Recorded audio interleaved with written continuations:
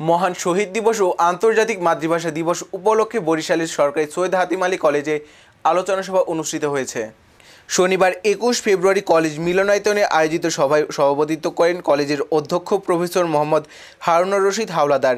এতে বক্তব্য রাখেন কলেজের বিভিন্ন বিভাগের শিক্ষকবৃন্দ। আলোচনা সভায় বক্তারা শিক্ষার্থীদের মাতৃভাষার প্রতি শ্রদ্ধাশীল হওয়া, শুদ্ধভাবে বাংলা ভাষা চর্চা করা এবং ভাষা আন্দোলনের চেতনা ধারণ করে দেশ গঠনে ভূমিকা রাখার আহ্বান জানান। এতে শিক্ষক, শিক্ষার্থী, বিভিন্ন রাজনৈতিক দলের নেতৃবৃন্দ সহ কলেজের বিভিন্ন পর্যায়ের কর্মকর্তা কর্মচারীরা উপস্থিত ছিলেন। ভাষার এই রাষ্ট্র খোঁজার পরিধি কিন্তু এখন আর নেই, আঙিনাটা বেড়েছে, এটা একটা বিষয়।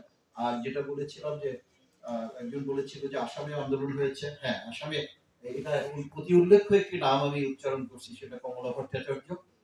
অধ্যাপক সিনিয়র অধ্যাপক, সামনে ভবিষ্যৎ বিভিন্ন বিভাগের বিভাগ প্রধানগণ, সহকর্মীবৃন্দ, ছাত্র নেতৃবৃন্দ ও সাধারণ শিক্ষার্থীবৃন্দ, যদিও সংখ্যায় অতি নগণ্য, সকলকে এই ভাষা দিবসের শুভেচ্ছা।